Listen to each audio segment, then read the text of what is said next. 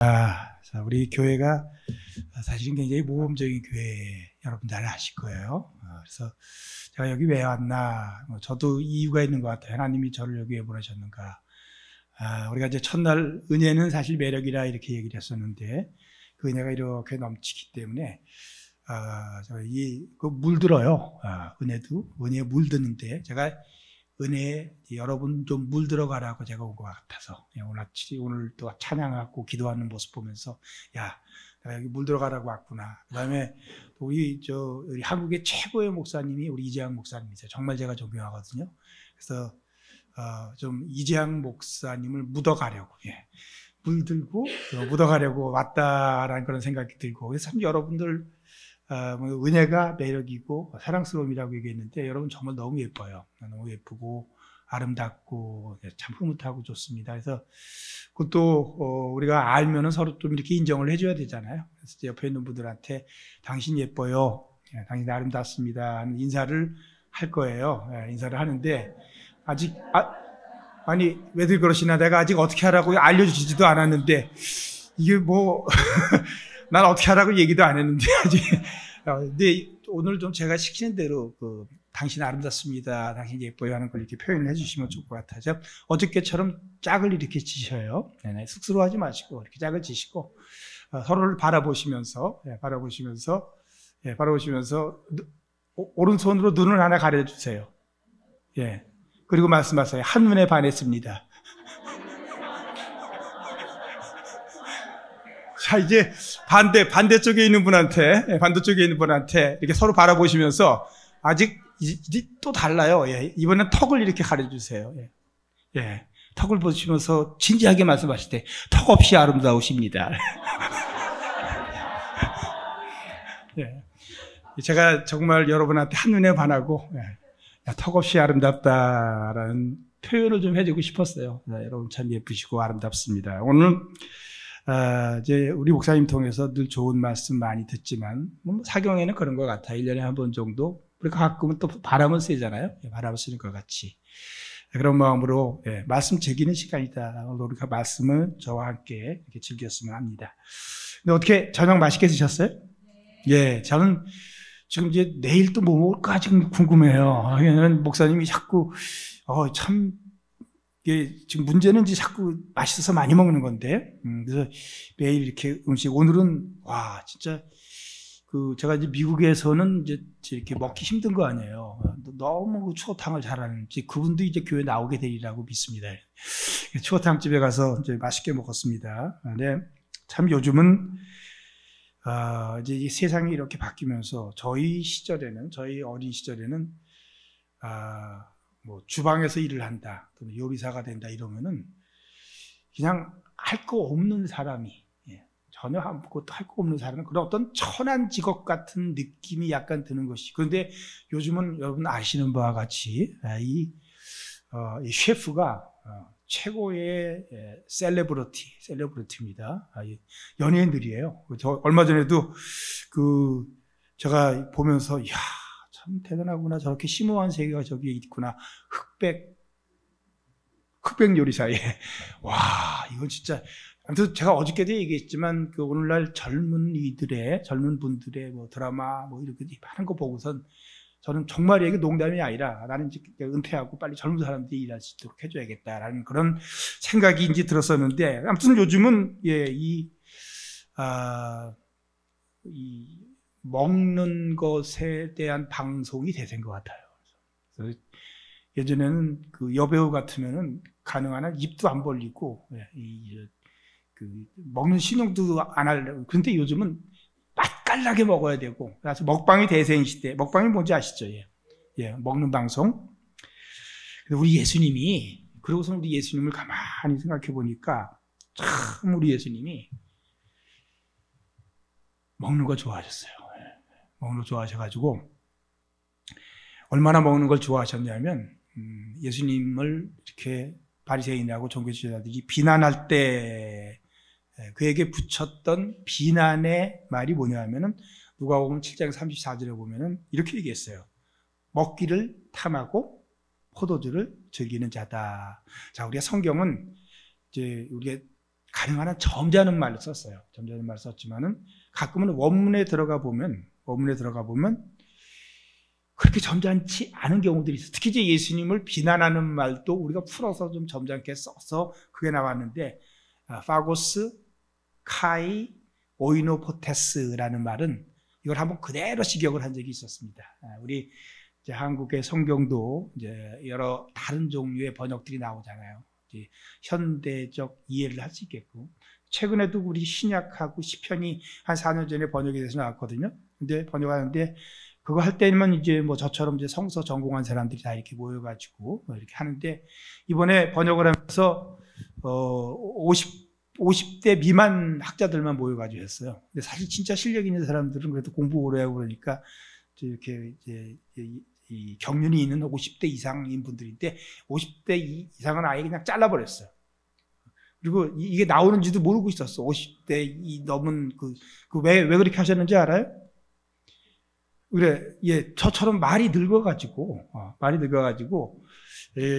이제는 다음 세대를 위한 번역을 위해서는, 그래서 이 현대 감각이 더 있게끔 하려고, 그러니까 학자들을 전부 40대 학자들이 모여가지고 참 번역 잘 해놨더라고요.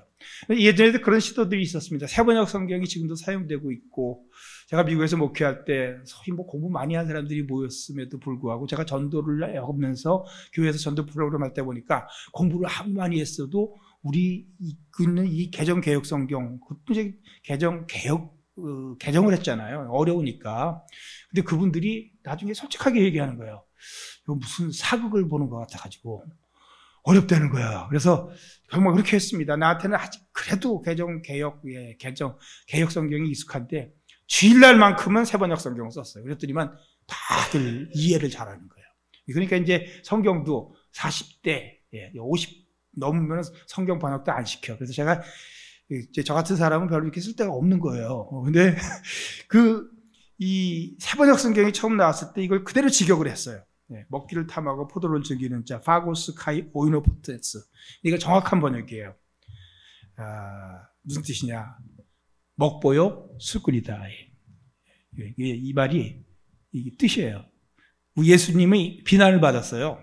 이제 물론 이제 점잖은 바리새인들, 종교 지도자들, 서기관들이 이런 거지. 저 맨날 세리하고 죄인들하고 식탁에 둘러앉아 가지고 먹기를 탐하고 포도를 즐긴다 그러는데 그냥 요즘 말로 해요. 저거 완전히 먹보와 술꾼이다. 우리 예수님 먹는 거 좋아했어요. 이제 내일 십자가에 달리시는데 그 전날 뭐 하셨습니까? 그날도 먹었어요. 그날도 제자들 불러다가 포도주를 나누고 또 이렇게 이제 물론 유월절 떡이지만 무교병을 나누고, 그래서 그게 오늘날 뭐가 됐습니까? 성찬식이 됐고 그 성찬식이 발전해서 오늘날 우리 예배가 된 거예요. 오늘날 우리 예배는요, 뭐 예수님 시절에는 예배가 짐승 잡아가지고 피 흘려가지고 제사 지내는 거였었잖아요. 근데 우리 예수님께서 그 제물이 되신 거예요, 당신이. 그래서 제물이 되시기 전날 밤, 십자가에 달려 돌아가시기 전날 밤에도 그날도 먹으셨어요. 먹고 우리의 예배는 먹는 데서 시작됐어요. 그래서 우리가 사실 잘 먹어야 돼. 목사님 잘 드시죠. 그래서 오늘 말씀도 보니까 사실은 저는 이렇게 별명을 붙여요. 오늘 예수님께서 하신 것이 먹방입니다. 먹방이에요. 먹는 방송 하셨어요. 먹방이 재밌잖아요. 무슨 먹방을 하셨는가? 예수님께서 사마리아 여인을 전도하고 나서요. 이제 앞부분은 아니겠지만 굉장히 흐뭇 하셨죠. 뭐 이럴 때 아마 이런 흐뭇하게 되면은 안 먹어도 배가 부른다는 말을 그렇게 쓰고 있는데, 그때가 이제 정오 무렵이었기 때문에 뭐 우리 사마리아 여인 얘기 잘 알고 계시잖아요. 보통은 아침에 서늘할 때 물을 길러 오는데 이 여인은 아무도 물 길러 오지 않는 뜨거운 정오에 물을 길러 왔으니까 사람 피해서 사는 사람이었습니다. 요즘도 그런 경우는 드물죠. 남편이 5이 있었으나 지금 같이 사는 사람도 네 남편이 아니다라고 예수님이, 참 보면 얼마나 외롭고 쓰리고 이 갈급했던 삶인가를 보여주는 건데, 그 여인이 예수님이 그리스도인 걸 알았어요. 그래가지고 물동이 내버려두고 마을로 들어갔습니다. 근데 그 사이에 제자들은 어디 갔었나? 그렇습니다. 점심 때니까 어디 점심을 구하러 갔어요. 점심을 준비해가지고 왔습니다. 와가지고 예수님한테, 예수님, 시작하시죠. 드세요. 그랬습니다. 그랬을 때 예수님이 하신 말씀이에요. 나는 너희들이 모르는 음식이 있어. 누가 또 그 사이에 이게 또 맛있는 음식을 갖다 드렸나라고 이렇게 생각을 하는 의아한 표정을 보고 예수님이 바로 이렇게 얘기합니다. 나의 양식은, 즉 나의 음식은, 이렇게 보시면 돼요. 나의 주식은, 내가 먹고 사는 음식은, 자, 나를 보내신 이의 뜻을 행하며 그의 일을 온전히 이루는 이것이다. 자, 이렇게 보면 우리 예수님이 가끔 아니 어떤 때는 가끔이 아니라 사실 자주 그런 것 같아요. 뭔가 깨우쳐 주시기 위해서 하시는 건데 이상한 문장을 지금 구사하셨어요. 무슨 얘기냐면, 자, 주어가 뭔가, 주어가 나의 양식, 음식이에요. 자, 그러면 주어가 음식이면은 수로, 그럼 그 음식이 무엇인가를 알려주는 수로에는 제가 오늘 저녁에 먹은 추어탕이라든지, 목사님 우리 어저께 뭐 먹었지? 파스타. 파스타라든지 아니면은 또 내일 먹게 될 초밥이든지. 음식이, 나의 음식은 그러면 수로에 음식, 우리가 메뉴판에 붙어 있는 그게 나와야 되는데, 그래서 우리가 나의 양식은 하고 예수님이 만약에 잠깐 쉬었다면, 제자들은 예수님이 드시는 음식은 무엇이었을까? 해서 밥이든 고기든 국이든 비빔밥이든 이게 나와야 하는데 그 음식 이름이 기대되는 수로에 전혀 음식 아닌 게 나왔어요. 뭐가 나왔어요? 나의 양식은 나를 보내신 이의 뜻을 행하고, 이 일이 나왔네. 아니, 주어는 음식인데 수로는 일이에요. 내 양식은 나를 보내신 이의 뜻을, 우리 예수님도 이 땅에 계실 때는 누가 보냈어요? 하나님께서 보내셨습니다. 우리 인생이, 저자가 하나님이라는 걸 어저께 여러 가지 일을 갖고 얘기했죠. 그 얘기, 하나님이 보내셨고, 하나님이 만드셨고, 하나님이, 그래서 예수님도 그렇습니다. 우리 아기를 태어나가지고 이 땅에 보내셔가지고 왔는데, 나를 보내신 이가 누구예요? 하나님이에요? 하나님 아버지예요. 예수님께서 기도하실 때마다 아버지라고 하셨던 그 나를 보내신 이의 뜻을 행하는 거. 근데 그냥 대충 행하는 게 아니라 그것을 온전히 이루는 것이 나의 음식이다. 자, 엉뚱하시죠? 이런 식으로 얘기를 할까? 저는 이제 이 말씀을 들으면서 가만히 생각했어요. 저는 정말 밥을 먹고 사는 것 같아요. 밥을 먹든 추어탕이든 햄버거를 먹든지 우리는 정말 이제 음식을 이렇게 메뉴에 이렇게 열거될 수 있는 걸 먹고 사는데, 나뿐만 아니라 보통 사람들은 다 열심히 일하면서 다 먹고 살려고 하는 거다. 그래서 이게 먹는 게 더 발전해가지고 요즘은 일하는 것보다 먹는 게 더 중요해가지고 먹방이 가장 재미있는 방송이 될 만큼 이게 인간한테 이렇게 먹는 게 이게 중요한 것이 됐는데, 그래서 그때 우리는 밥을 먹고 살아요. 보니까 나는 밥을 먹고 사는데 우리 예수님은 뭘 먹고 사셨는가? 나를 보내신 이의 뜻을 행하는 것. 이걸 우리가 조금 고상한 말로 표현하면 소명이라고 그래요. 소명. 사명이에요. 그러니까 내가 여기서 이제 깨달았어요. 새삼 여러 번 읽다가 이제 보니까 그렇구나. 나는 여전히 밥을 먹고 산다. 맛있는 거 먹으려고 그러고. 근데 우리 예수님은 뭘 먹고 사신다고요? 소명을 먹고 산다. 자, 오늘 사실 제가 이걸 나누면서 우리의 삶의 결단을 좀 다시 하고 싶은 게 이제 이거예요. 여러분 뭘 먹고 사는가? 자, 우리도 예수님을 본받아. 이건 이제 예수님 본받아야 될 거예요. 한번 따라 하시길 바랍니다. 소명 먹고 살자. 그러니까 우리 밥만 먹지 말고요. 그래서 정말 우리 소명을 먹고 우리 예수님. 그게 사실 이제 예수님이 그걸 양식이라고 한 거예요. 이 양식이라는 게 음식이 뭡니까? 먹으면 그게 생명이 돼요. 그러니까 옛날에 이제 돌아가셨지만 김지아 시인이 이거를 예수님 성경에 나오는 떡을 갖다 밥으로 이제 번역을, 밥이 뭐냐? 우리한테는 고기 먹으러 가면서도 밥 먹으러 가자 그러고 이제 이 대유법이에요. 그러니까 밥으로 모든 음식을 대표하는데 밥이 우리 목구멍을 넘어가면은 이제 그가 이제 뭐 주로 서사시 같은 걸 많이 썼잖아요.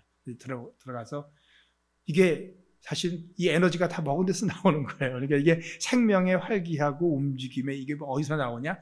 내가 먹은 밥에서 나오는데, 근데 예수님이 내가 생명의 떡이다라고 말씀하셨을 때 이제 그 의미를 소모하려고. 이게 무엇인가 사실은 이미 내 입속에 들어가고 내 몸속에 들어가는 순간에 이것이 생명이 되는 거예요. 그래서 예수님이 양식이라고 할 때는 이제 요한복음에서 계속 그 얘기 하셔요. 나는 생명의 떡이다. 내게로 오는 자는 이제 줄이지 않을 것이다. 우리 이사야 55장에서도 와서 그냥 먹어라. 그냥 마셔라. 그러니까 우리가 또 이 사람이 떡으로만 사는 것이 아니라 이제 하나님의 말씀으로 산다는 말씀도 하셨고, 그러니까 이건 뭔가 이 먹는 거는 생명이에요. 우리 생명이 뭐냐라는 문제, 즉 삶이 무엇이냐, 이렇게 얘기할게요. 조금 더 우리가 더 편하고 이제 익숙한 표현으로 얘기하자면 오늘 예수님의 먹방의 주제는 이거예요. 인생의 목적이 뭐냐? 인생의 목적이 뭐냐? 그래서 제가 오늘 제목을 그렇게 잡았죠. 왜 사냐? 좀 도발적인 것 같아요. 우리가 가끔은 애들 야단칠 때 쓰는 표현인데, 너 왜 사냐? 그런데 사실 굉장히 중요한 질문이잖아요. 뭐 하며 사냐? 문제. 그러니까 오늘 사실 예수님의 먹방의 진짜 내용은 뭐냐? 인생의 목적을 얘기하는 거예요. 우리는 하나님의 작품이에요. 너무 귀해. 그리고 이제 분명히 우리는 이거 붙잡고 가셔야 돼. 하나님, 알파와 오메가예요, 하나님이. 그래서 내 인생의 알파와 오메가는 하나님이시고, 그 하나님의 가로 안에 있고, 그리고 끝까지 책임져 주세요. 하나님을 사랑하는 자, 곧 그 뜻대로 부르심을 입은 자들에게는 모든 것이 합력하여 선을.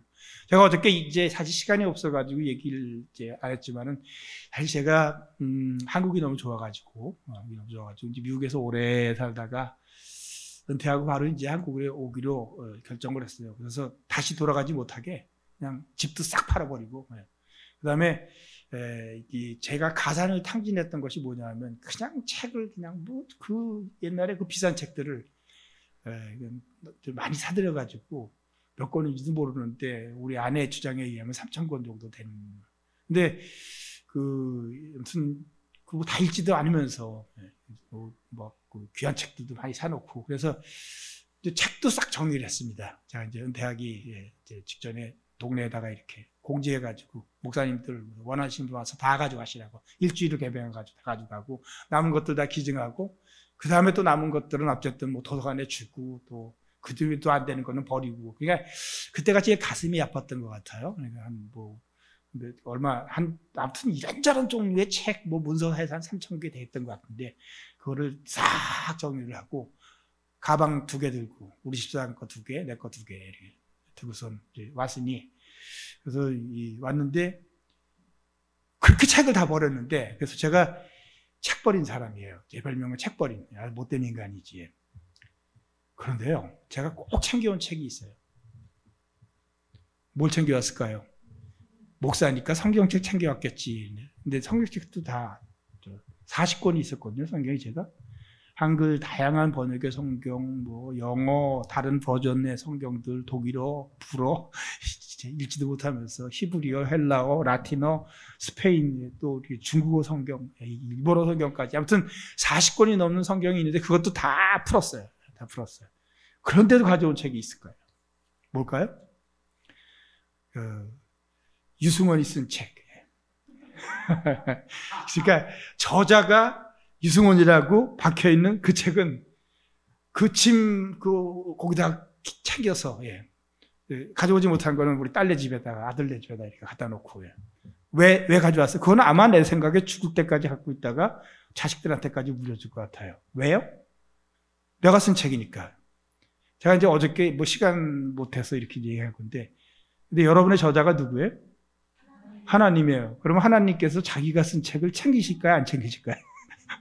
끝까지 챙겨. 3,000권 다 버려도, 3,000권 다 버려도 자기가 쓴 책은 챙겨. 목사님도 그럴 것 같아. 이번에 책 많이 팔린 그 책, 끝까지 챙길 거예요. 이제, 그런데 그렇게 챙겨서 그냥 그걸로 끝나는 게 아니라 왜 이렇게 챙기시는가? 그래서 모든 것이 합력하여 선을 이루게 하시면서 한평생 여러분 하나님이 당신의 방법으로 그 뜻 가운데서 주권 가운데 책임져 주실 건데 그럼 뭘 하라고 책임져 주시는가? 사실은 그냥 계속 밥만 먹고 살려고 그런 건 아니고요. 우리는 밥 먹고 사는데 그래서 밥 먹는 거에다가 우리는 모든 것을 걸고 밥 먹는 것 때문에 싸우고 밥 먹는 것 때문에 전쟁 나고 밥 먹는 것이 역사를 이끌고 간다고 보는 게 그게 막시스트예요. 머리가 주장하는 게 아니라 사실은 배가 주장한다. 토대라고 그러는 배가 주장. 겉으로는 여러 가지 내 걸고 있지만 사실은 결국은 먹는 것의 문제다. 가끔 그게 내 자신을 들여다봐도 나도 모르게 어느 순간에 보니까 나도 밥에 의해서 움직이는 것 같아요. 그래서 이거 참 무서운 거죠. 무서운 건데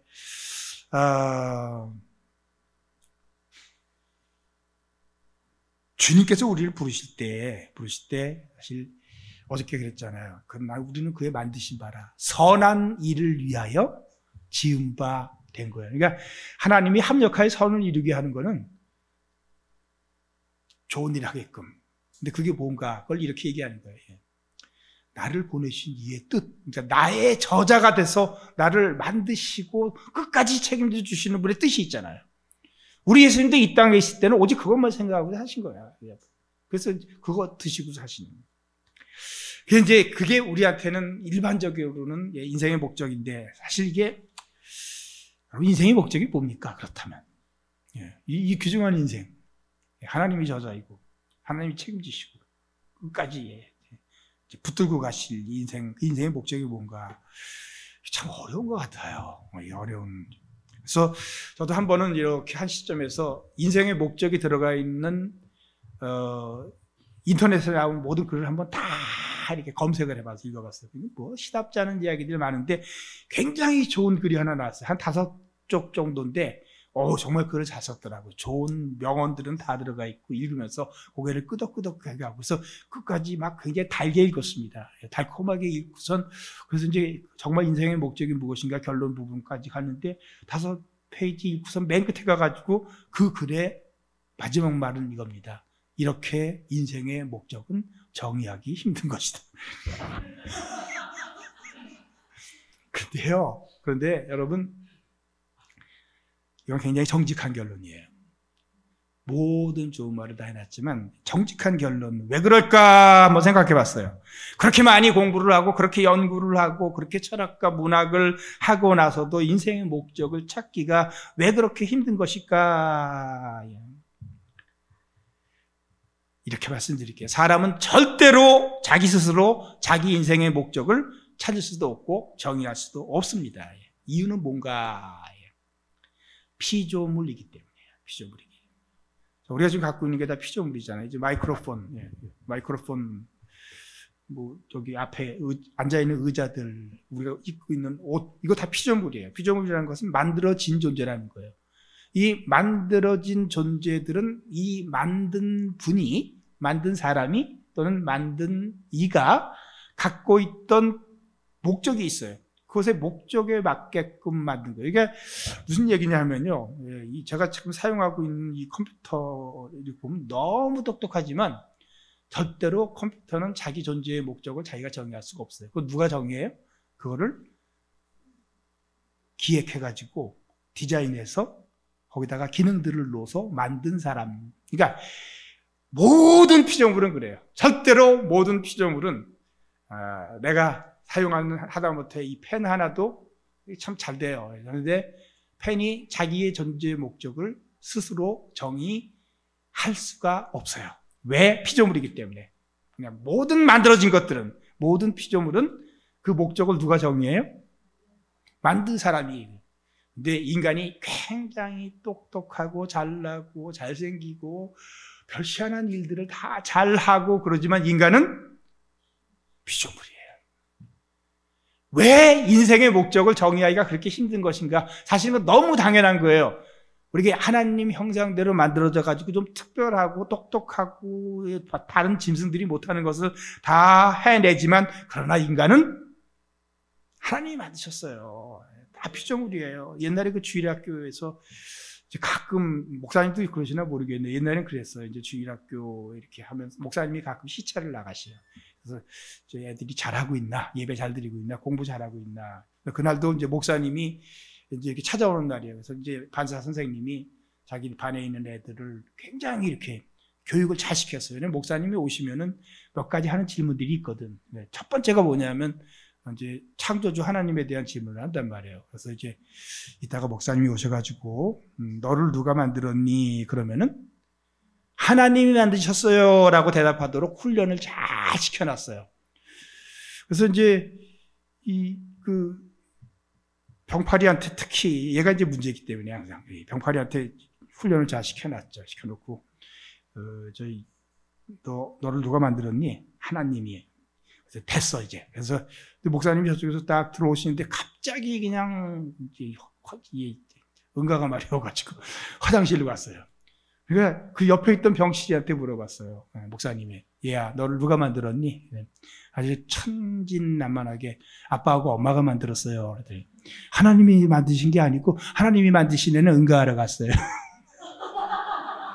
예, 병파리만 하나님이 만든 게 아니라 병치리도 하나님이 만드셨고 다 하나님 이유승원이도요. 그렇습니다. 하나님이 만드셨어요. 피조물이에요, 피조물이에요. 피조물은 어떤 피조물은 아무리 탁월한 능력을 갖고 있는 요즘 이 AI를 담고 있는 로봇이라 하더라도요, 그 존재의 목적은 그래서 여러분, 인간들이 왜 그렇게 공부를 하고 연구를 하고 토론을 하고 뭐 그러면서도 인생의 목적을 모를까? 너무 당연한 거예요, 사실은. 그건 사실 당연한 거예요. 피조물은 자기 스스로 자기 존재의 목적을 정의하려고 하면 할수록 모순에 빠져드는 거예요. 그래서 여러분 제발 인생의 목적이 뭔가 갖고 고민하지 마셔요.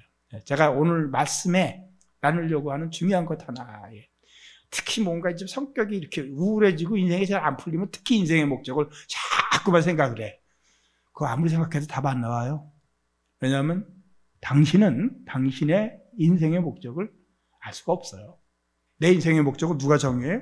저자가 정의하는 거예요. 하나님이 정의. 그러니까 우리 이 부분에 대해서는요, 이제 더 이상 고민하지 맙시다. 이 부분에 있어서는 이렇게 이야기할게요. 단순 무식하셔야지 답을 알아요. 유승훈의 인생의 목적은 누가 정의해요? 하나님이 정의하시는 거예요. 난 피조물이기 때문에.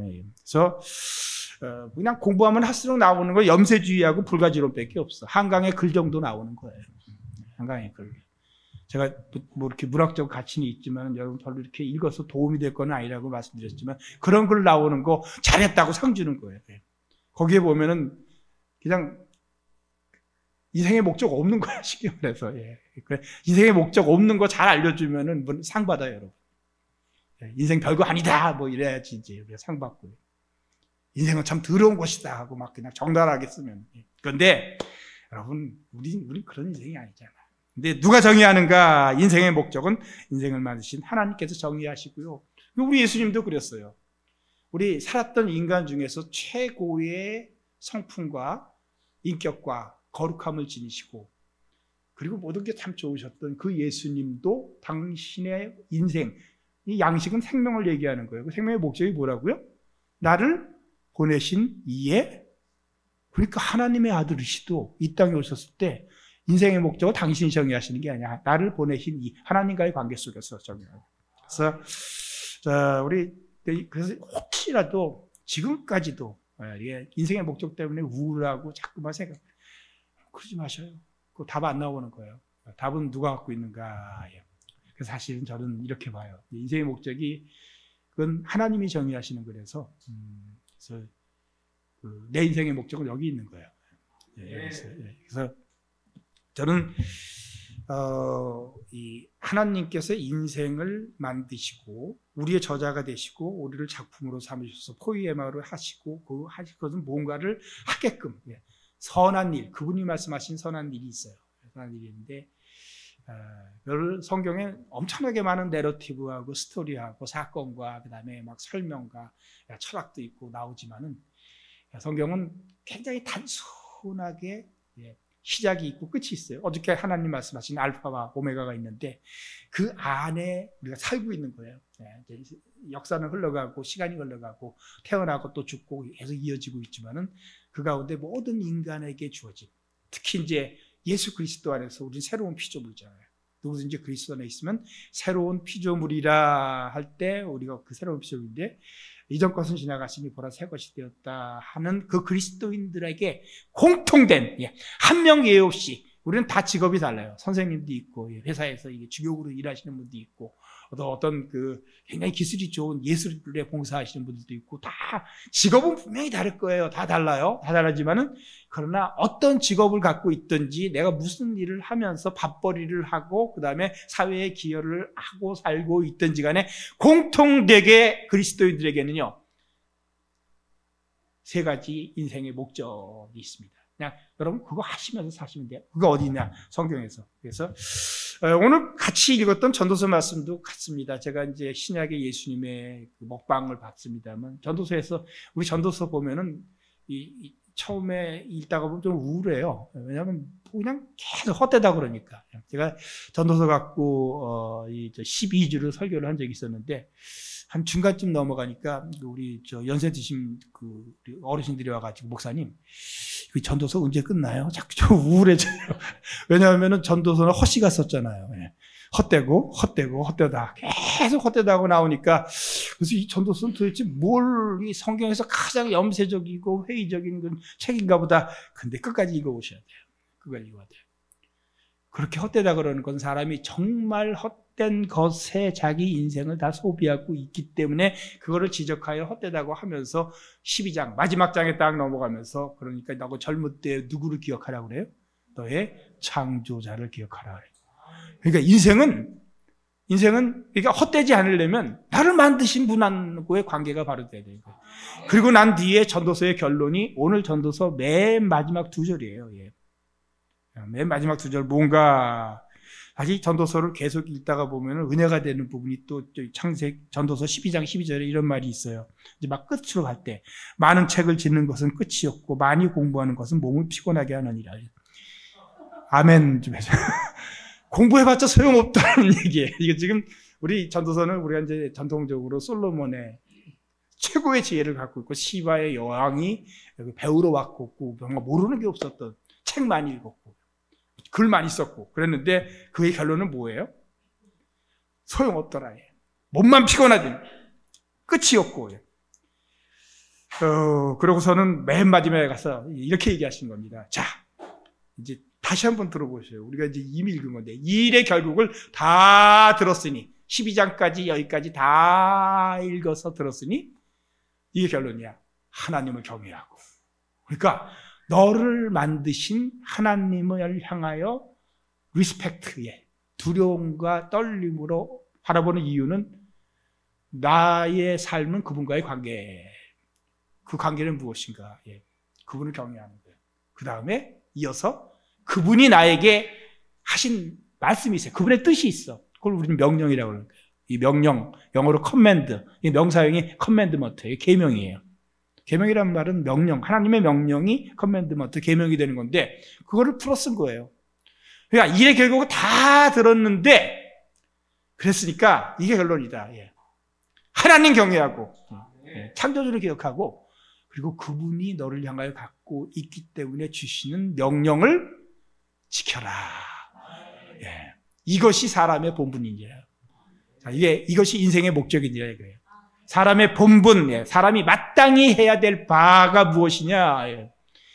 그죠? 이렇게 11장까지 왜 그러셨어요, 우리 솔로몬이. 이렇게 자꾸 헛되다고. 그런데 결론은 이거야. 이게 전도서의 결론이에요. 창조주를 경외하고 그리고 그가 나를 향하여 주시는 명령을 지키는 거, 행하는 거, 실천하는 거. 예수님 말씀은 똑같잖아요. 나를 보내신 이의 뜻을 행하는 게 예수님이 사는 이유예요. 근데 그것을 그냥 대충 하는 게 아니라 완수하는 거, 끝까지. 그래서 그것을 이루는 것이라고 했고 결국 예수님께서는 그것을 이루시는 말씀으로 인생을 이렇게 마무리하셨어요. 십자가에서 다 이루었다. 사실 이 사마리아 여인과의 대화 이후에 하신 말씀을 정말 하셨어요. 그렇기 때문에 그분은 돌아가실 때도 그렇게 얘기했어요. 자신의 업적을 얘기하거나 나를 봐라 그런 게 아니라 다 이루었다. 뭘 이루었어요? 나를 보내신 이의 뜻을 다 이루니까 인생 잘 사신 거죠.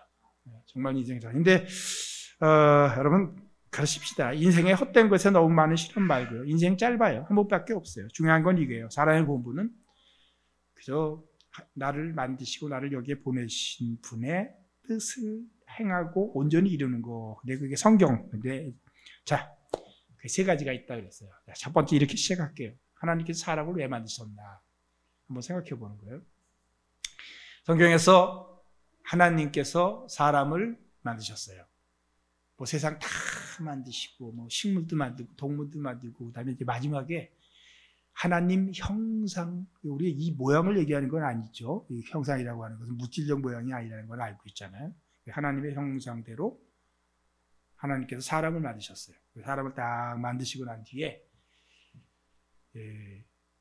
그 사람한테 첫 번째 건넨 말, 그게 뭔가, 이게 사실은 인생의 목적이에요. 이 인생의 목적이에요. 왜 사람 만드셨잖아. 만드시고선 그에게 첫 번째 건넨 말이 있어요. 그게 우리 모두에게 사실은 인생의 목적이에요. 근데 한번 보겠습니다. 그게 뭐냐면 이제 창세기 1장 28절이에요. 하나님께서 사람 만들고 사람에게 건넸던 첫 번째 말. 자, 우리 한번 읽어보도록 하시죠. 이게 인생의 목적이에요. 자, 시작. 하나님이 그들에게 복을 주시며 하나님이 그들에게 이르시되 생육하고 번성하여 땅에 충만하라. 땅을 정복하라. 바다의 고기와 하늘의 새와 땅에 움직이는 모든 생물을 다스리라 하시니라. 우리 종종 보면은 계명 그러면은 자꾸 금지를 생각해요. 모두 하지 말라, 모두 하지 말라. 그래서 제가 가끔 물어봐요. 하나님께서 사람들에게 주신 첫 번째 계명이 뭐냐 그러면 십계명의 첫 번째 거로 생각을 하거나 그 다음에 조금 더 올라가서 생각하면 선악과를 따먹지 말라라는 부정적인 뭘 하지 말라는 걸 생각했는데 하나님이 인간에게 주신 계명, 첫 번째 계명, 처음 주신 명령은 부정적인 게 하나도 없어요. 여기 뭐가 부정적인 게 있어요? 생육하고. 근데 요즘 이거 안 지키네. 이거 안 지켜가지고 애를 안 낳아요, 우리 다. 근데 이게 어떻게 보면 하나님이 인간 만드시고 내렸던 명령의 첫 번째 거를 우리가 지금, 근데 그게 그런 이유가 있어. 굉장히 뭐 여러 가지 이유가 있지. 근데 이건 정말 심각한 문제예요. 우리가 이제 애를 안 낳고 생육이 안 되기 시작하면은 하나님이 이 만드신 목적의 가장 시작하는 부분이 끊어져 버리는 거. 이게 우리 한국이 이게 심각한 건데, 한국 다 좋은데, 이게 뭐 출산율 이런 게 이제 또 세계에서 최저가 돼가니까. 근데 뭐라 그러냐? 생육하고 번성하고 자꾸 늘어나고, 그 다음에 어디까지, 그냥 막 이렇게 뭐 찌질하게 이렇게 막 이렇게 움츠러 두지 말고 충만하라, 가득 채워라 라고 해요. 가득 채워라. 땅을 정복하라. 여러분, 정복하라는 건 때려 부수라는 얘기가 아니에요. 만약에 우리가 어떤 사람의 마음을 진짜 정복한다는 것은 그 사람을 진정으로 사랑해가지고 그 사람이 서로 사랑하기 때문에 나는 너를 위해서 죽을 수 있을 정도가 되면 정복하는 거지. 우리는 이제 정복하기 위해서 폭력을 쓰고 그런 의미 아니에요. 그래서 이제 번역이 정복으로 나와가지고 좀 다르게 합시다라는 주장들도 꽤 있었지만은 뭔가 하나님이 만드신 세계를 네가 다 통제하라, 리더십을 구사하라는 얘기예요. 바다의 고기와 하늘의 새와 땅에 움직이는 모든 생물, 이렇게 우리가 열거를 했지만, 그리고 다스리라 그랬어요. 다스리다. 여러분, 이 세상을 다스리는 사람이 누구예요? 하나님의, 사실은 하나님 나라가 뭐냐면 우리가 말하는 마태복음에서는 천국으로 번역이 됐지만 이제 사실은 대부분은 마가복음, 누가복음 다 하나님 나라예요. 마태복음에서 천국이라고 그런 거는 우리 유대인들을 염두에 둬가지고, 유대인들은 하나님 이름이 망령되이 일컬을까봐 하나님이라는 단어조차도 잘 사용을 안 합니다. 안 하기 때문에 대신 하늘의 나라라는 표현을 쓰고, 하늘을 하나님으로 대신 이렇게 은유적 표현으로 천국이지만 원래는 하나님 나라죠. 우리 다른 복음서에서 그리고 이제 우리 편지들에서도 다 하나님 나라. 하나님 나라의 뜻이 뭐예요? 하나님이 다스리는 나라.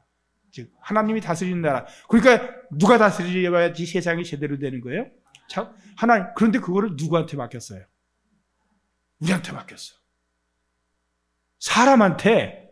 그러니까 이게 지금 뭐냐면 그거 하기 전에 뭐부터 했냐면 어저께 얘기했잖아요. 우선 받아야 돼. 그냥 그렇게 되는 게 아니에요. 주신 걸 받아가지고 그거 갖고 하는 거예요.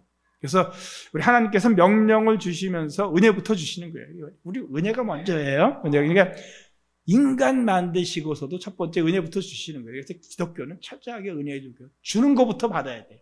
복을 주시며 이르시되, 자, 이건 삶의 명령이에요. 삶의 명령. 그래서 여러분, 인생의 목적의 첫 번째는 무엇인가? 삶 자체가 목적인 걸 아시기 바랍니다. 여러분, 그래서 이거를 좀 쉽게 잊어버리지 않게끔 제가 이 1장 28절 하나님이 인간에게 주신, 지금도 이거는 그대로 유효해요. 이 명령이 어디로 사라지냐? 아니에요. 지금도 사람을 하나님께서 만들어 이 땅에 두실 때 이게 이제 사실 목적이에요. 한번 따라하시기 바랍니다. 잘 먹고 잘 살아라. 우리가 비난할 때 하는 말은 아니고요. 느낌표 딱 찍어야 돼. 정말 잘 먹는 게 뭔가, 그리고 정말 잘 산다는 게 뭔가. 여러분, 이게 소명인 걸 믿으시기 바랍니다. 여러분, 이럴 때 하나님께서 어떻게 하시냐면요. 괜찮아요. 이 동네에선 자꾸 애들이 뛰어놀아야 돼요. 교회는 애들 소리가 나야 돼요. 목사님, 그냥 내버려 두셔요. 말씀을 들으려고 있는 건데. 자, 그래서 우리 삶 자체가 하나님 보시기에 이게 영광, 우리가 하나님께 영광 돌리는 첫 번째 길은 잘 사는 거야. 물론 잘 산다는 걸 그게 뭔가는 잘 생각해야 돼요. 못된 짓 하면서 잘 사는 그런 거 말고 정말 그러면서 첫 번째 주신 게 복이에요. 이 복이라는 말을 그래도 가장 가깝게 오늘날의 언어로 바꾸면 행복이에요. 하나님께서 복을 주시는데, 성경의 복이라고 하는 거는 우리가 갖고 있던 옛날의 오복 뭐 이런 게 아니고요. 이제 성경의 복은 이 말로 이렇게 대체하면 돼요. 샬롬, 샬롬. 좋은 거예요. 평화롭고 조화롭고. 그래서 우리가 우리의 몸과 마음과 삶의 모든 것이 하나님이 원래 의도하셨던 샬롬이 이루어진 게 복이에요. 이 샬롬이 이루어지면은, 이 샬롬이 여러 가지 말로 번역이 되잖아요. 사회 속에서는 그게 피스, 평화예요. 그 다음에 인간과 인간과의 관계에 샬롬이 있게 되면 그게 화평이에요. 화목이 되고요. 그리고 그것이 내 마음속에 있게 되면 그걸 뭐예요? 평안이에요. 다 같은 단어인데 어떻게 이제 번역이 이렇게 다 되냐면, 단어는 다 같은 단어예요. 샬롬이 그렇습니다. 사회적 평화, 그다음에 우리 이 관계 속에서의 화평, 그다음에 내 안의 평안, 이게 행복이지. 그러면 천국 되는 거 아니에요, 사실은. 천국 되는 건데, 그 복을 주시면서 그게 이루어지기를 바라는 거예요. 개인적으로, 그다음에 관계 속에서, 그리고 하나님이 만드신 세계에 이제 이것이 이렇게 이루어져서 정말 잘 먹고 잘 살. 그럴 때 하나님이 영광을 받으셔요.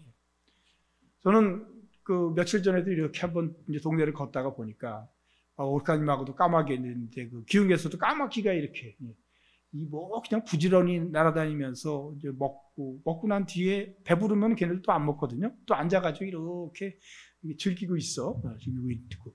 또 이렇게 가끔 노래도 부르고.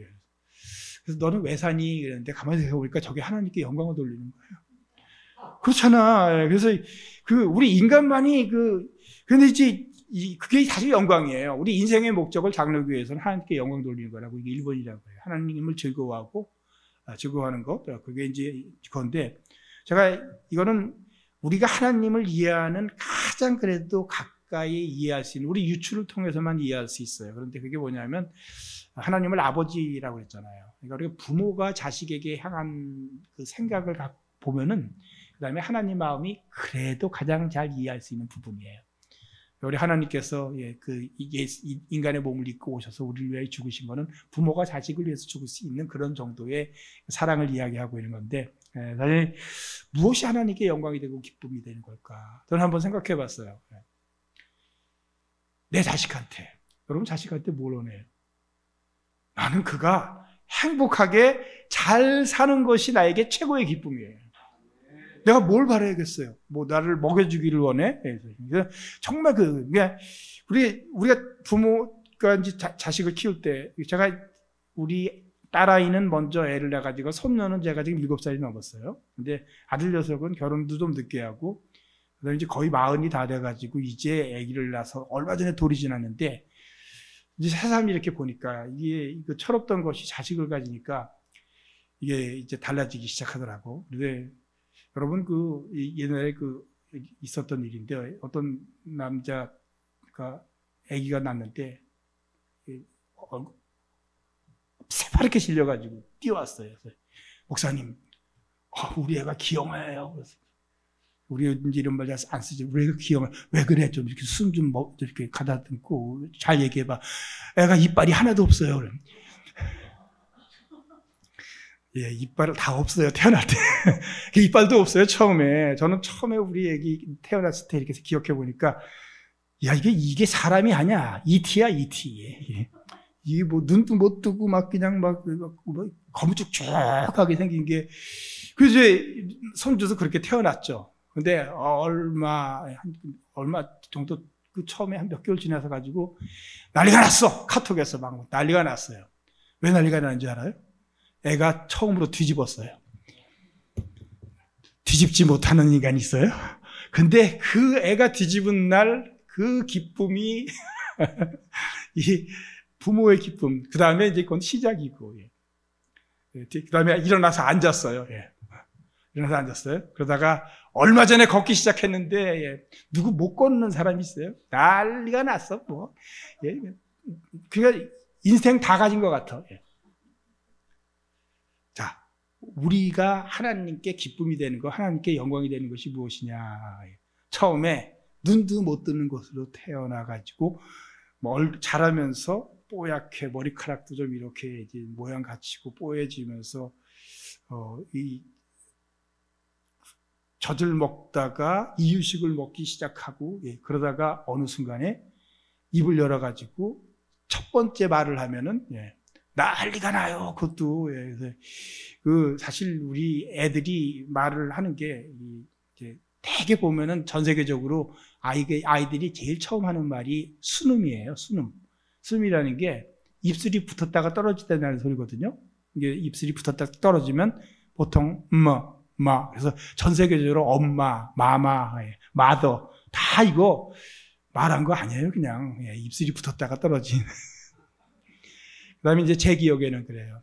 아빠는 좀 말하기가 힘든 것 같아요. 보통은 엄마, 마마 먼저 이제 입에서 나오고 자기가 뭘 했는지도 모르는데 그게 이제 나중에 엄마구나라고 알게 되는 게 이제 그 아이가 처음으로 아빠라는 말을 했을 때를 혹시 기억하셔요?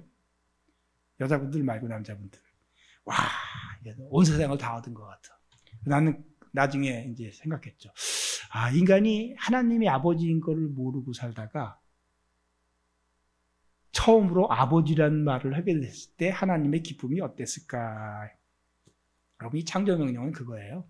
창조명령은 하나님께서 당신의 세상을 만들어 놓고 그 세상은 거의 본능과 프로그램 가운데서 이렇게 움직여져 가면서 근데 거기에 당신의 형상대로 만들어가지고 이 세상을 다 관리를 하면서 다스려서 하나님 나라는 거기서부터 원래 시작됐던 거예요. 죄 짓고 나서 이게 망가진 거지.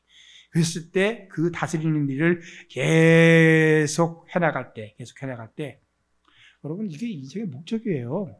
그래서 즐겁고 행복하게 잘 살고 생육하고 번성하고 땅에 충만한 게 이게 인생의 목적의 첫 번째인 거 믿으시기 바랍니다. 너무 동물적인 얘기인가? 아니에요.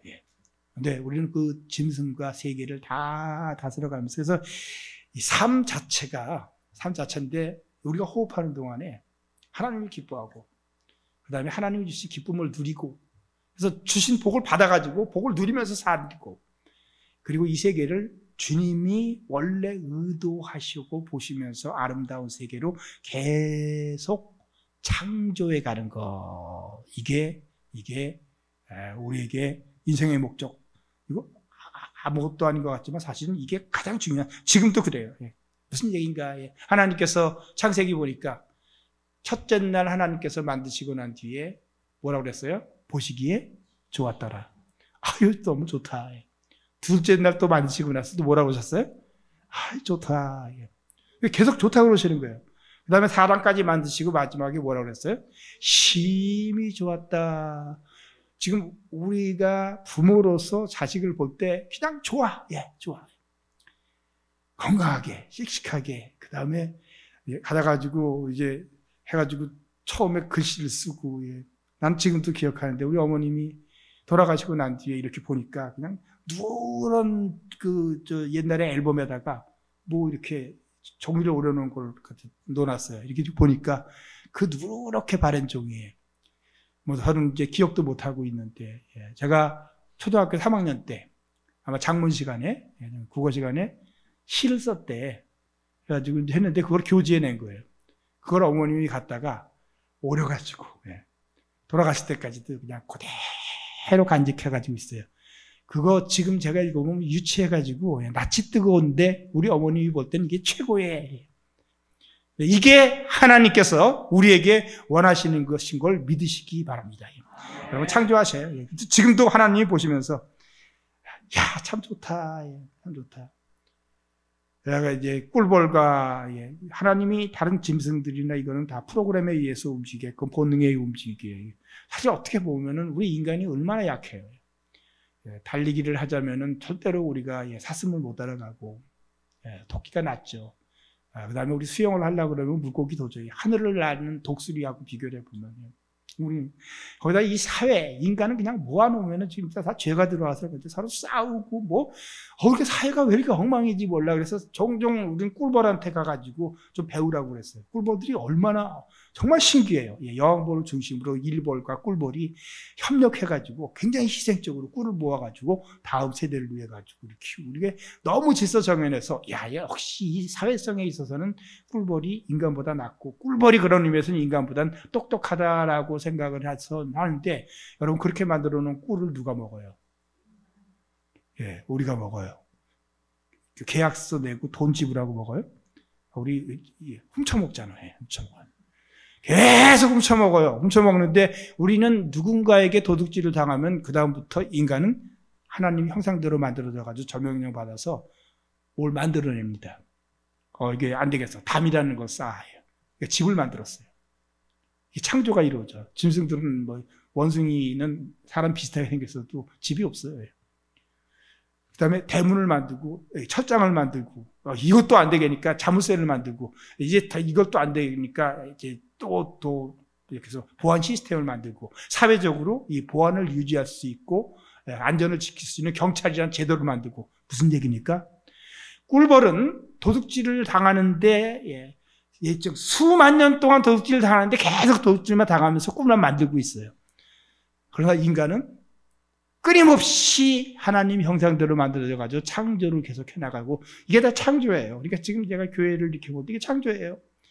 여러분이 하는 예술, 음악, 미술, 공부해가지고 기술이 발달하면서, 과학 기술이 발달하면서 만들어진 이 모든 것을 볼 때 어떤 사람들은 자꾸 문명을 죄악시하는데 아니에요. 하나님이 이렇게 볼 때 저는 근본적으로 우리 하나님이 야, 참 좋다, 참 좋다.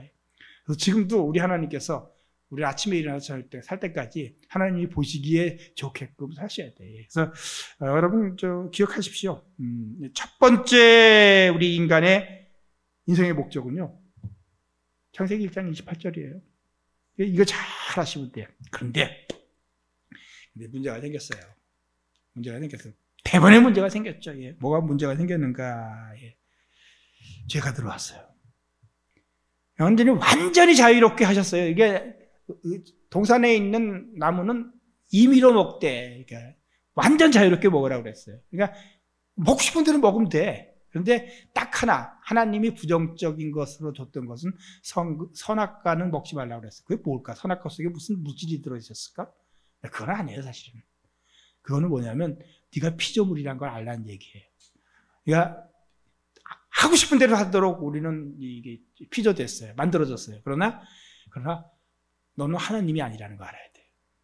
그래서 하나님과의 관계를 규정하는 것이 선악과. 그러니까 어떻게 보면 하나님은 우리한테 처음에 만드시고 99%의 자유를 주시고 1%는 무엇인가, 그럼에도 불구하고 너는 네가 하나님이 아니고 피조물이라는 것을 알라고 하는 그 울타리 계명 같은 것이 이겁니다. 이 선악과인데 그거를 딱 따먹는 순간에 모든 게 다 망가졌어. 다 망가졌어. 그래서 하나님이 만드시고서는 계속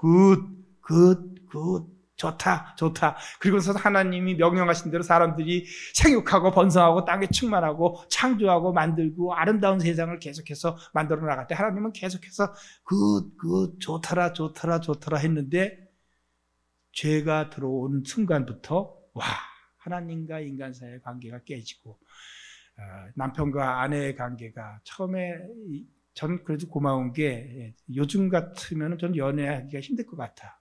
왜냐하면 엄청나게 듣기 좋은 멘트들을 이렇게 해줘야 되나 봐요. 그리고 뭐 100일을 챙기더라고. 만났는지 한 1일, 2일, 3일. 그거 어떻게 계산해?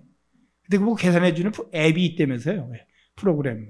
그래서 못해. 그리고 또 좋은 말을 해줘야 돼. 근데 내가 이때까지 해주는 무슨 좋은 말보다도 최고의 말은 창세기에서 아담이 하와한테 했던 말이에요.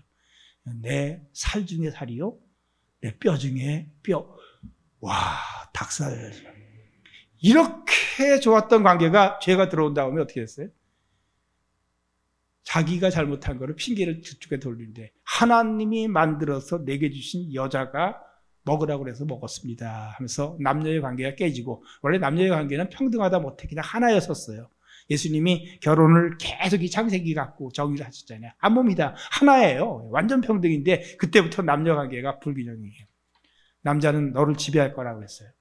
그래서 남녀의 불평등 관계가 형성이 됐고, 그 다음에 이 여성은 지배를 받으면서 고통을 받아서 애를 낳고, 남자는 그동안에 계속해서 일하는 게, 여러분 인생이 뭡니까? 인생이 사실 일이에요. 무슨 얘기냐면, 자, 우리 하나님이 우리에게 주신 명령들이 이렇게 보면은 지금 다 일이잖아. 일인데 가만히 생각해 봤어요. 우리가 24시간 중에서 뭐 이제 자는 거, 먹는 거, 어떤 생리적인 이제 그 문제를 해결하기 위해서 하는 거 제외한 남은 시간을 여러분 대부분 뭐에 쓰는가? 가만히 보니까 가장 많은 시간을 일에 써요.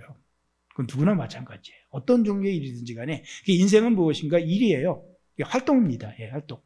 그렇기 때문에 일은 귀중한 거예요. 일을 할 때 가치가 창조가 되고, 그 가치가 창조됐을 때 하나님이 보고, 야, 보기에 좋아가지고, 여러분, 그러니까 우리는 정말 복을 받아가지고 행복하다면 어떻게, 어떤 때 행복해야 되는가? 일할 때 행복해야 돼요. 일할 때 신나야 돼요. 일할 때 좋아야 돼요. 왜냐하면 대부분의 시간, 하루에 12시간 중에서 사실은 대부분 우리가 10시간씩 일하고 사는데, 그런데 제가 회사 생활을 하면서 어느 날 느꼈어요. 뭐 새벽에 나와가지고 밤 8시, 9시까지, 뭐 당시, 뭐 여기 지금 LG 계시는 분 있지만 당시 이제 금성사에서 해외 영업부 일을 하는데, 뭐 그냥 너무 고단하고 정말 일하기가 너무 싫은 거고, 그리고 저는 왜 열심히 일하는가? 일 안 하는 시간만 기다리면서 일하고 사는 거야. 대부분의 인생이 일인데 일 안 하는 때만 기다리고 사는 거고, 일 안 하는 시간만 오면은 퍼질러 자고 행복하고. 그러니까 이게 지금 이걸 뭐라면 마르크스가 이걸 뭐라 그러면 노동의 소외라고 그랬어요. 노동이 너무나 중요한 거예요. 노동을 통해서 하나님의 창조를 계속하는 가치가 이루어지는 건데, 그 가치 창조를 하면 그럼 인생이 보람 있고 행복하려면 일할 때 행복해야 되는 건데, 우리 이 노동의 소외가 생긴 거는 우리 이 노동할 때가 가장 불안해요. 그러면 한평생 내내 불안한 거지. 근데 이게 언제 생긴 거예요? 창세기에 보면 나오잖아요. 평생 수고하여, 그러니까 일이 행복이 된 게 아니라, 일이 보람이 된 게 아니라 일이 노역이 됐어요. 노역.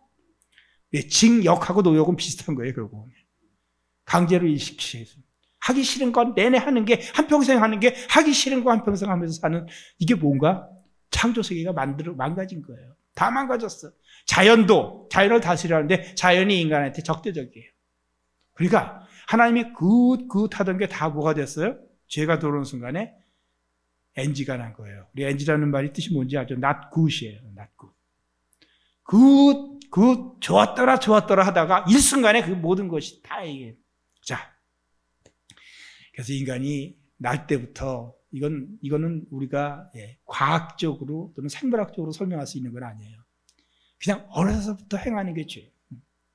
그래서 이 죄의 문제를 해결하기 위해서 하나님께서 한 번은 세상을 갈아엎었습니다. 지금은 컴퓨터가 꽤 좋아졌지만, 제가 또 젊었던 시절에 처음 컴퓨터 나왔을 때는 그렇게 컴퓨터가 문제가 자꾸 생겨요. 그래서 망가지면은 고치다가 안 되면 갈아엎어요. 리셋을 해야 돼요. 리셋을 하면 뭐 파일 다 지우고, 우리는 무슨 표현을 썼냐면 갈아엎는다고 그랬어요.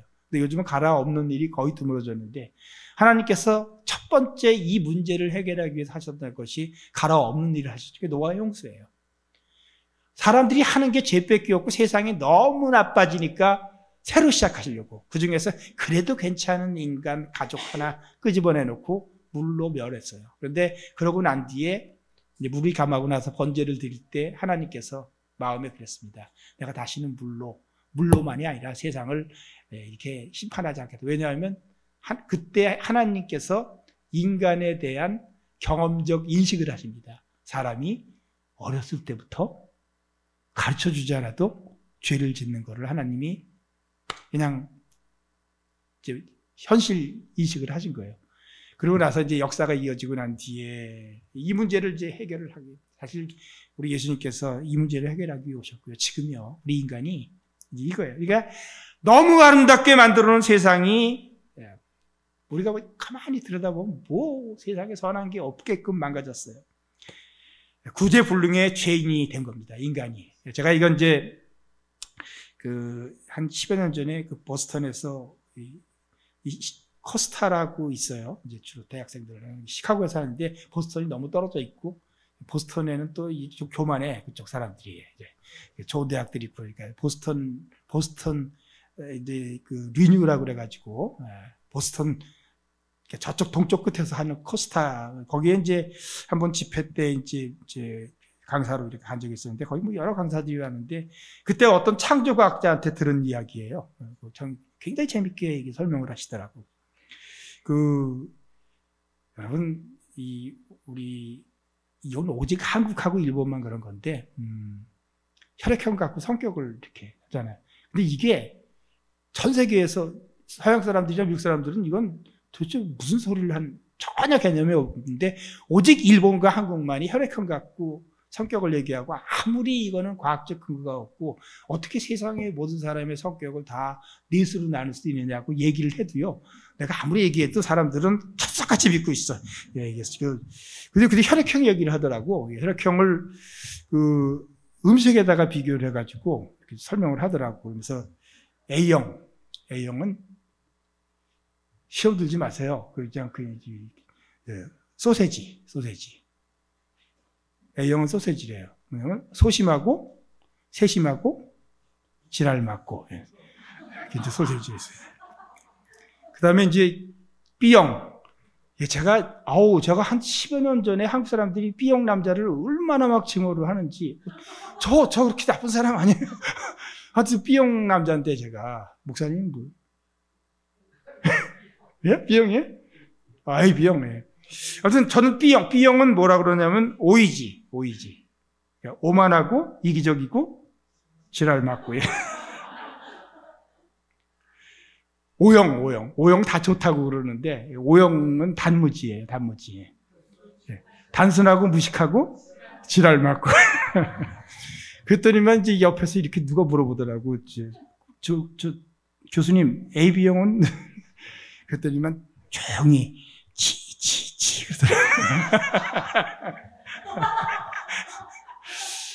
이제 사실 이제 농담으로 한 말이고 이거 뭐 맞지 않아요. 근데 이게 지금 저는 이 얘기를 왜 했냐면 혈액형하고 상관없이 인간은 다 지랄 맞다는 거예요. 여러분 인간이 다 지랄 맞다는 걸 믿으시기 바랍니다. 요즘 오죽하면은 어렸을 때 착한 애들도 있던데요. 안 해요. 나왔잖아요. 이제 기독교인 법학자가 그 말을 복음과 상황에 이제 써가지고 나온 말인데 지랄 청량의 법칙이라는 게 있습니다. 그럼 인간은 결국 지랄을 맞기 때문에 언젠가는 그 지랄을 다 쓰고 죽어요. 그렇기 때문에 어렸을 때 괜찮은 놈이 꼭 가서 보면은 괜찮은 것 같은데 나중에 큰 사고 치더라고요.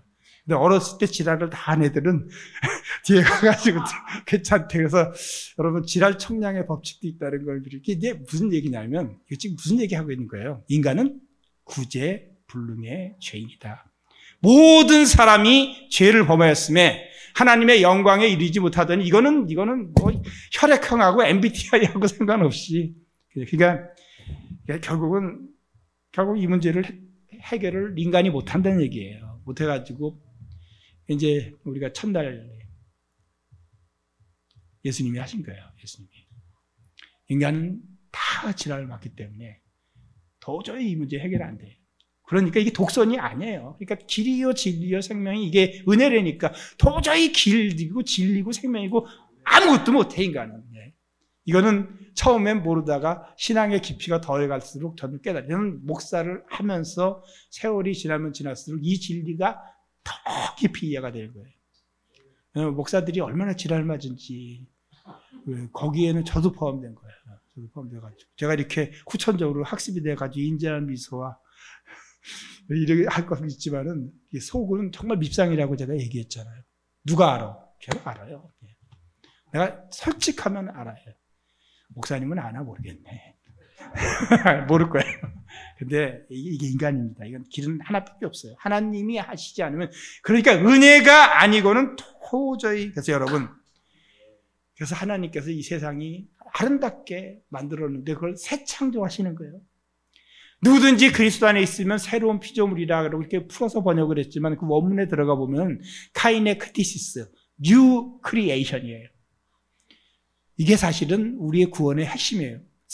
창조가 망가졌기 때문에 예수 그리스도로 말미암아 새로운 창조를 이루는 게, 우리 갈라디아서 6장 13절을 보면 할례 문제를 갖고 율법과 이신칭의 문제를 갖고 죽어라고 싸우고 난 뒤에 사도 바울이 그 싸움의 편지의 끝에 이렇게 얘기합니다. 할례나 무할례나 아무것도 않으시고 오직 새로 지으심을 받는 것뿐이라고 풀어서는데 거기에 똑같은 단어가 쓰였어요.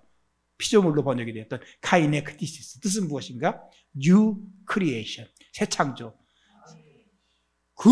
낫 굿이 되었을 때 이 문제를 해결하기 위한, 그러니까 이것을 우리 사도 바울이 나중에, 처음에 이게 너무 말도 안 되는 소리를 하니까 막 그냥 예수 믿는 사람들 잡아 죽이러 다니고 체포하러 다니고 그랬는데 나중에 깨닫고 나니까 와, 이게 하나님의 지혜예요. 이게 하나님의 지혜예요. 이게 하나님의 능력이에요. 하나님께서 다시 창조하신 거예요. 그리고 사도 바울의 신학은 뉴 크리에이션이에요. 새 창조 뭐냐? 낫 굿이 된 것을 다시 굿으로. 그래서 예수님이 오셨고요. 그래서 그 길을 열어주신 게 은혜예요. 은혜로 인하지 않고는 길이 없고 그 대신 이 은혜의 선물을 전해서 알려야 되는 거예요. 그래서 이게 모든 그리스도인에게 있어서 나를 보내신 이의 뜻. 두 번째 게 뭐냐? 복음을 전해야 돼요. 나만, 우리가 분명히 처음에 창세기 1장 28절만 갖고 살면 안 되는 거예요. 그건 나만 잘 먹고 잘 사는 걸로 안 돼, 이제는. 왜? 나만 잘 먹고 잘 살아도 세상에 다 망가져가지고 이거 고치지 않으면은 세계가 제자리를 못 들어와. 그래서 우리 예수님 오셔가지고요, 우리를 위하여 죽으시고, 그 다음에 이 죽음의 문제를 하기 위해서 영생을 얻을 수 있는 길을 열어주시고, 그 다음에 이걸 전해야 돼. 그래서 예수님이 마지막에 제자들을 갈릴리로 불러보시고, 마태복음 28장 18절부터 28절에 이게 모든 그리스도인들이 잘 먹고 잘 살아야 돼. 행복하게. 삶 자체가 소명이에요. 그러나 두 번째, 지금 우리가 살고 있는 세계에 정말 하나님 나라가 완성되고 주님이 다시 오시고 그때까지는 이 일을 해야 돼요. 이 일을. 이것 때문에 교회를 주셨어요. 이것 때문에 목사가 부름을 받았고, 이것 때문에 여러분들이 제자로 부름을 받아가지고, 그래서 두 번째, 모든 그리스도인에게 공통된 소명이 무엇인가? 한번 읽어보겠습니다. 시작. 예수께서 나와 말씀하여 이르시되 하늘과 땅의 모든 권세를 내게 주셨으니 그러므로 너희는 가서 모든 민족을 제자로 삼아 아버지와 아들과 성령의 이름으로 세례를 베풀고 내가 너에게 분부한 모든 것을 가르쳐 지키게 하라. 볼지어다 내가 세상 끝날까지 너희와 항상 함께 있으리라 하시니라. 피리어드. 두 번째, 여러분, 잘 사는 것도 해야 되지만 지금도 잘 살아야 돼. 그래서 공부 열심히 해야 돼. 일 잘해야 돼. 자꾸 만들어내야 돼. 더 아름답게 꾸며야 돼. 그러나 죄로 말미암은 이 세상에 죽음이 들어오고 망가진 이것을 위해서 주님이 오셨고, 우리는 나 혼자 잘 살려는 데서 그치지 않고 가야 돼요. 너희는 가서. 가서. 그러니까 이 명령은 뭘로 시작하냐면 가라. 저는 이 가라는 것을 역시 내 경험에 비추어가지고 조금 더 푸는 걸 이겁니다. 그냥 나한테 갇혀가지고, 제가 목사가 되는 데서 살다가 보니까 결국에 가서는 다 내 생각만 하고 있는 것 같아. 여기서 못 벗어나요. 그래서 사랑이라는 게 뭐냐? 나를 벗어나서 너에게로 가서 너를 위하는 게 사랑이에요. 그러니까 예수님께서 명령은 가라고 얘기해야 돼요. 가야 돼. 이 울타리를 벗어나가지고요, 나를 벗어나야 돼.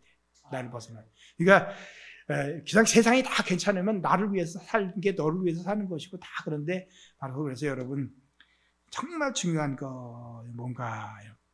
예, 복음 전해야 돼요. 복음 전해야 돼. 제가 예전에 이제 가르치던 학교에 체프 시간에 이동원 목사님이 오셔가지고 그날 설교를 하시는데 재밌는 얘기를 하시더라고. 그냥 가정을 한번 해보자. 예. 누가복음 15장에 그 아들이 나갔는데 우울하잖아. 아들 생각하면 이게 죽었나 살았나도 모르고 우울하고 힘들어하고 그러니까 큰 아들이 와가지고 한번 가정을 해보자는 거예요. 아버지 이렇게 힘들어 하시는데 취업하기 위해서 아버지 원하시는 거에 있으면은 한 가지만 얘기하시면 제가 꼭 들어드리겠습니다라고 했으면 그 아버지가 뭐라고 그랬을까? 가서 네 동생 찾아와라 이거죠 사실은. 가서 네 동생 찾아. 이게 주님이 우리에게 주신 명령이에요. 가서 네 동생 찾아와라. 우리 여러분이 영화 신들러스 리스트 보셨을 거예요. 그 마지막 장면 그 무엇인가? 거기에 유대인 자기가 구해냈던 1000여 명의 유대인들이 자기에게 반지를 만들어줬는 고대 랍비의 명언이 거기 새겨져 있어요. 한 영혼을 구하는 것이 세상을 구하는 것이다. 한 영혼을 구하는 것이 온 세상을 구하는 것이다. 우리 예수님이 그걸 뭘로 보여줬냐? 양 100마리가 있는데 한 마리가 없어졌어. 우리는 몰라. 모르는데 한 마리 없어진 걸 아시고 양을 찾으러 나가셔요. 99마리를 들여다가 두고 그리고 우리는 참 합리적으로 생각하게 예수님이 그랬을 리가 없다. 그래서 그 비유에서 보면은 말씀은 안 하셨지만 99마리를 친구한테 맡겨두고 한 마리를 찾으러 가실 것이다. 성경 그렇게 읽지 마셔요. 거기에 보면은 정신이 없어. 우리 예수님이 거기 목자가 정신이 없어. 99마리를 그냥 놔두고 그 한 마리를 찾기 위해서 끝까지 찾을 때까지 찾는. 저는 그걸 언제 이해했냐면 우리가 아들이 삼형제인데 제가 장남이고 장남이기 때문에 특별 대우도 많이 받았지만은 동생들이 문제가 생기면 자꾸 책임이 또 나한테 들어오잖아요. 내가 7살 때쯤인 것 같아요. 5살이었던 둘째가 자꾸만 길을 잃어버려요. 근데 어느 날 동네를 이렇게 빙빙 도는 일을 했는데 어느 날 보니까 뒤에 없어졌어. 없어져가지고. 그 다음에 이제 어머니가 옛날에는 애 잃어버려가지고 평생 못 찾고 그런 일이 많았잖아요. 지금은 이제 그런 일이 없지만 그때 어머니의 모습이 난 기억이 나요. 실성한 사람이에요. 실성한 사람. 맨발로 그냥 막 이 동네 저 동네 다 뭐 뛰어다니면서 누가 보면 정말 크레이지, 미친 실성한 모습으로 찾아서 어느 파출소에서 잘 데리고 있더라고. 애가 돌아다니고 있으니까. 그 보는 순간에 그게 한 마리 양을 찾으시는 목자의 마음이에요. 그러니까 사실 이게 그렇습니다. 제가 이제 우리 목사님은 안 그러셔요. 근데 저도 목회자가 이렇게 되다 보니까 목교인이 100명이 있으면은 100명 중에 한 명은 100분의 1로 자꾸만 이렇게 보이는 수가 있어요. 그럼 지금 인구가 80억인데 우리는 사람 하나가 80억분의 1인데 우리 하나님께서 한 영혼을 보는 신비는 뭐냐 하면은 우리 한 사람이 80억분의 1이 아니라 제가 80억분의 80억으로서의 한 사람이에요. 그게 100마리 양에서 70양 한 마리를 찾아다니시는 주님의 모습이고 거기에서 그 순간에는 우리 어머님이 실성했던 것처럼 99마리는 그 순간에는 없어요. 왜냐하면 그 한 마리가 100마리이기 때문에. 여러분 이게 주님의 마음이에요. 사실은 그 비유 속에 나와요. 주님의 마음이고 그래서 이제 먼저 믿은 너희 형들은 너희는 가서 여러분 인생에서 3분의 1은 열심히 사세요. 행복하게 사세요. 주님께 기쁨이 되세요. 그리고 잘 사셔야 돼. 여러분 기독교인 잘 사는 게 좋은 거예요? 가난한 게 좋은 거 아니에요?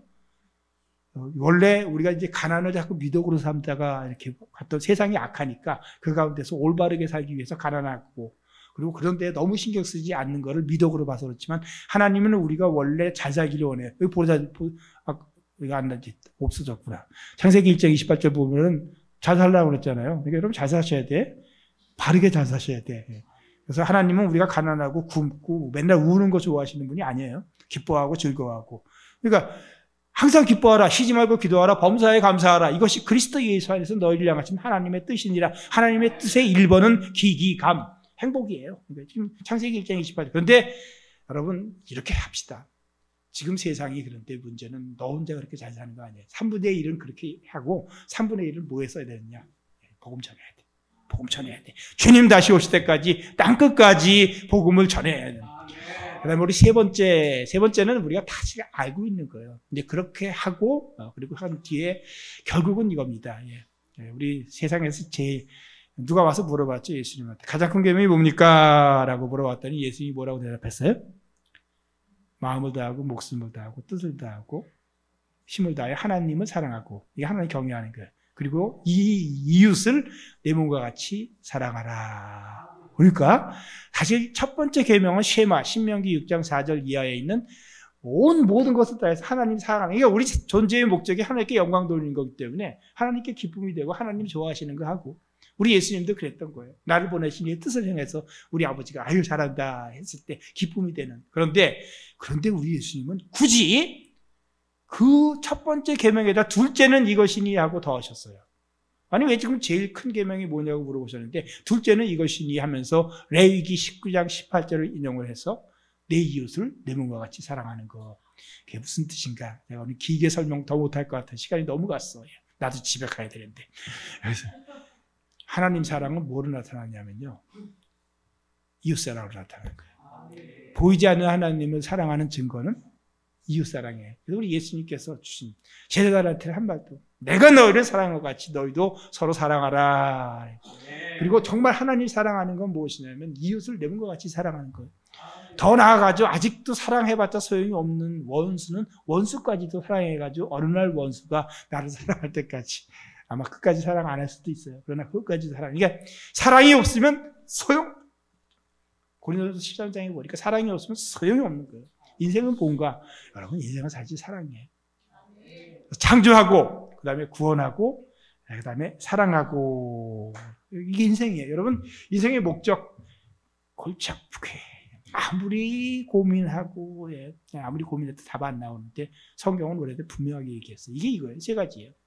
인생의 목적은 창조하고 구원하고 사랑하는 거예요. 오늘 아침에 일어났어. 나 뭐 해야 되는가? 창조하고 구원하고 사랑하고. 저녁에 누웠을 때 내가 오늘 잘 살았는가 생각하면 창조하고 구원하고 사랑하고. 그래서 여러분 이제부터 인생의 목적을 갖고 고민하지 말고 그냥 실천하시라고. 그리고 그냥 열심히 일하고, 열심히 공부하고, 더 아름다운 세상 만들고, 그 다음에 복음을 전해서 죽어가는 영혼들을 하나님께로 돌이켜서 내가 먼저 자녀됐으니까 그들이 자녀될 수 있도록 할 수 있는 모든 노력을 다 같이 해나가고, 그 다음에 사랑하는 건데, 하나님 사랑은 이웃 사랑하는 거예요. 우리 예수님께서 그걸 가르쳐 주시기 위해서 비유를 드셨습니다. 어느 날 마지막 때에 오른쪽 왼쪽 나눴어요. 양과 염소 나누고 오른쪽에 있는 사람들한테 칭찬을 잔뜩 하시면서, 그건 구원론의 얘기가 아니에요. 영생에 들어가라고 그러면서, 너는 내가 배고플 때 먹을 것을 줬고, 내가 목마를 때 마실 것을 줬고, 내가 감옥에 갇혀졌을 때 찾아와서 면회해 줬고, 병들어 누웠을 때 와서 병문안 해줬고. 그러니까 그 사람들이 저희가 언제 그랬어요? 언제 그랬어요? 의아해하니까 지극히 작은 자 하나에게 한 것이 곧 내게 한 것이다. 마지막에 뭘로 평가받는가? 인생의 목적이 하나님께 영광 돌리는 거면은 하나님께 어떻게 잘했는가를 갖고 우리는 하나님이 우리를 평가하실 거예요. 영어로 얘기하면 service to God. 하나님께 어떻게 잘했나를 갖고 평가하는데, 하나님께 어떻게 잘했나는 어떻게 나타나는 거예요? 지극히 작은 자 하나에게 service to the least one. 그래서 지극히 작은 자라는 말은 최상급이에요. 우리 아까 애들이 막 뛰어다녀도 키가 작으니까 잘 보이지가 않더라고. 그거 작은 거예요. 보이지가 않아. 우리가 같이 살아도 보면 어떤 사람은 툭툭 튀어나오는 사람들이 있어. 그냥 같이 있어 보면 1시간 이내에 벌써 딱 이렇게 부각이 되는 사람이. 근데 어떤 사람은 1년을 같이 살았는데도 안 보여. 그게 이제 더 리스트 원이에요. 무슨 얘기냐면요, 우리가 너무 작기 때문에 보이지도 않고 너무 작기 때문에 신경도 안 쓰는 그에게 하는 것이 하나님께 하는 거예요. 그러니까 그를 사랑하는 것이 하나님 사랑하는 거예요. 저는 그 말씀을 듣고 어느 날 이렇게 생각을 했어요. 역시 제 양심의 가책을 갖면서 얘기한 거예요.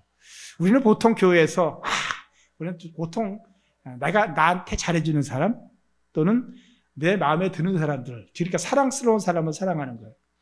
목사들도 그렇다고 그랬잖아요. 사랑스러운 사람이 있고 밉상인 경우에는 1시간 정도 기도하고서 사랑하는 척하고. 그런데 그게 우리 이제 보통 그래요. 저 사람 마음에 들거든. 나 참 제가 좋아. 저 분이 좋아. 그래서 교회도 안타깝게도 좋아하는 사람끼리 이렇게 뭉쳐져서 서로 잘하고 같이 밥 먹고 막 서로 찾아다니고 그러면서 자기네가 사랑하고 있다고 생각을 해요. 그런데 어느 날 이건 저한테 들려오는 음성이에요. 얘야, 그거는 사랑이 아니라 정치란다. 얘야, 그거는 사랑이 아니라 장사란다. 정치는 뭐예요? 언젠가 베풀면은 그것이 나에게 반대급부로 돌아올 만한 사람들하고의 좋은 관계를 가지면서 비즈니스는 뭐예요? give and take예요. 그러니까 우리는 사랑한다고 종종 착각을 하고 있었어요. 정말 사랑한다고 착각을 하고 있을 때 주님이 이 비유를 주시는 거예요. 그냥 언젠가 잘해주면 나에게도 잘해줄 수 있는 사람, 내 마음에 드는 사람들하고 같이 즐거워하고 놀고 이렇게 서로 도와주고 그럴 때 우리는 사랑한다고 생각했는데 주님이 내게 그러시더라고요. 야, 그 사랑이 아니라 정치야. 그 사랑이 아니라 장사야. 여러분, 주님이 우리에게 명령하신 것은 내가 너희를 사랑한 것 같이 너희도 서로 사랑하라. 주님이 우리를 사랑하는 방법이 무엇인가? 내가 죽어가지고 네가 살리는 거예요. 내가 고난을 받음으로 네가 행복한 거예요. 이걸 우리가 대속적 사랑이라고 그래요. 근데 우리에게 사랑을 가르쳐 주실 때 하신 말씀은 내가 너희를 사랑한 것 같이 장사야 정치가 아니라 아무리 잘해줘도 전혀 돌아올 것이 없는 사람한테 잘해주는 것이 사랑이다라고 주님은 우리한테 얘기하신 거예요. 이게 참 쉽지는 않은데 근데 이게 사랑이에요. 이게 사랑이에요. 저는 우리 교회가 잘하고 있으리라고 생각을 해. 자, 우리 마무리합시다. 나 집에 가야 돼. 여러분, 인생이 뭔가, 인생, 자꾸만 연구하고 생각하고 그러지 마셔요. 이건 답이 똑같이 주어요. 이 부분에 있어서는 단순 무식하셔야 돼. 단무지가 돼야 돼. 단무지가 아니라. 그래서, 여러분, 인생은 창조와, 그리고 구원과 사랑입니다. 직업이 뭐든지 간에 직업은 다 달라. 우리 하는 일은 달라요. 그러나 공통된 거예요. 저와 여러분이 똑같은 거고 여기 계신 분이 다 똑같아요. 그래서 우리 하늘땅 교회는 바로 이 창조와 구원과 사랑이 그냥 아름답게 꽃 피고 그리고 그렇게 할 때 인생이 너무 행복해. 그래서 여러분 행복한 여러분 되기를 바랍니다. 주의 이름으로 축복합니다.